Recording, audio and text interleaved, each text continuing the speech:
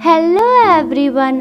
आज जिनके बारे में हम बात करेंगे उनके बारे में आपने सुना होगा या शायद नहीं भी सुना होगा। हम बात कर रहे हैं हेलन केलर के बारे में, जो अमेरिकी लेखक, राजनीतिक कार्यकर्ता और एक लेक्चरर भी थी। उनके सबसे बड़ी खास बात यह थी कि वो अंधी और बहरी थी। इन सब के बावजूद भी उन्होंने बहुत सारी उपलब्धियां हासिल करी है। इस वीडियो में हम उनके ही जीवन पे चर्चा करेंगे। हेलन केलर का जन्म 27 जून 1880 को हुआ।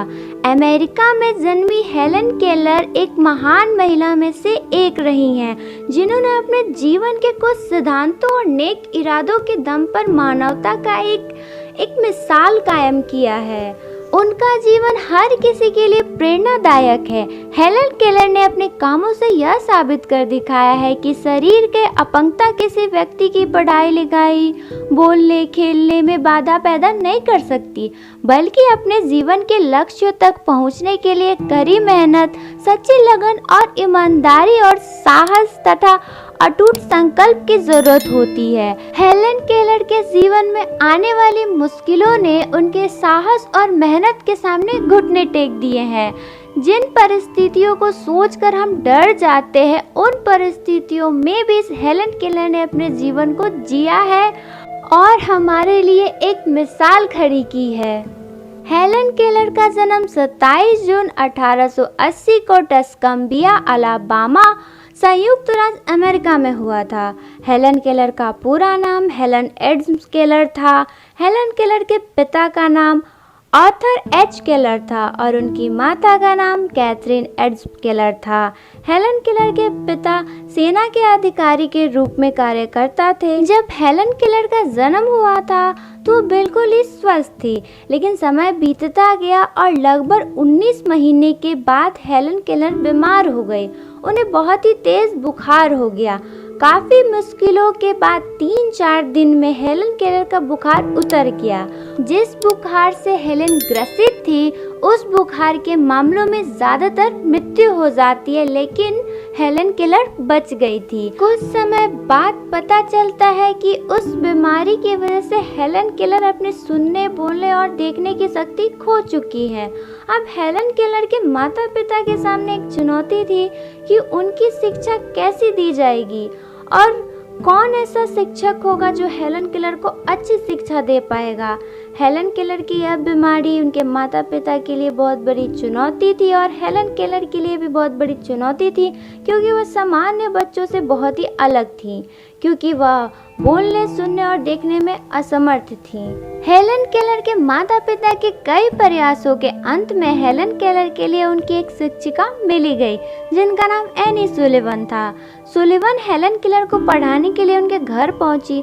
उस समय हेलन केलर बहुत ही ज्यादा क्रोधित और जिद्दी लड़की थी, लेकिन सुलिवन उसे समझती थी और वो जानती थी कि वह जिस परिस्थिति में है उसको ऐसा करना एक प्रकार से सही है। मिस सुलिवन हेलन केलर को आगे कुछ सिखाने के लिए और समझाने के लिए उनके माता पिता से दूर ले जाना चाहती थी।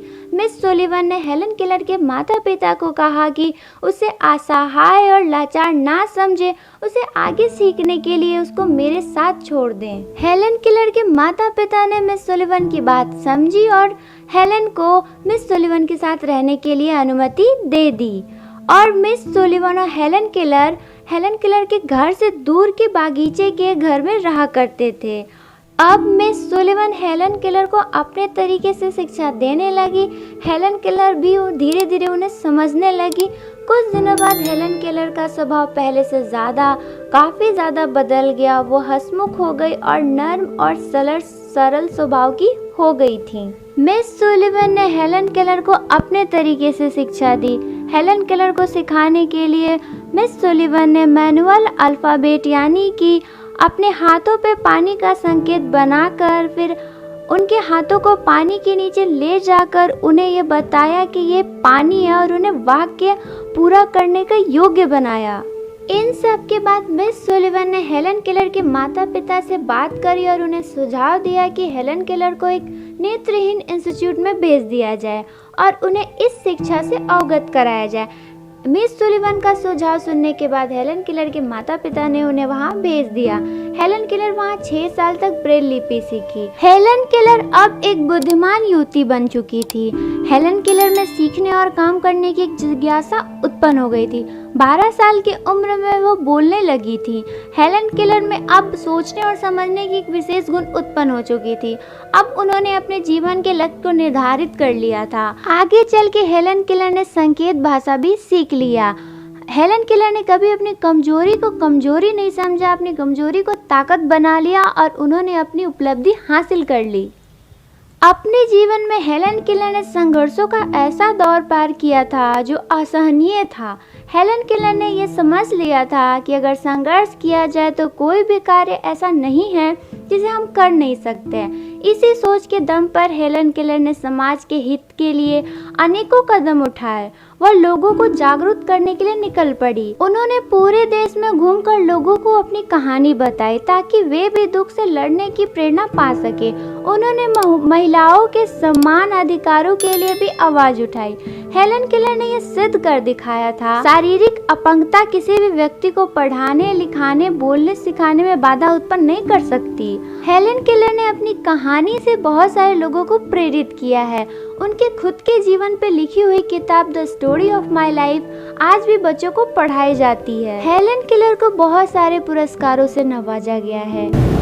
I suppose you have heard the legend that represents opportunity. Helen Keller की कहानी आपको कैसी लगी हमें कमेंट करके ज़रूर बताएं और ऐसी इंस्पायर और मोटिवेट करने वाली स्टोरी और बायोग्राफी के लिए हमारे चैनल को सब्सक्राइब करें और इस वीडियो को लाइक करना ना भूलें। Thank you.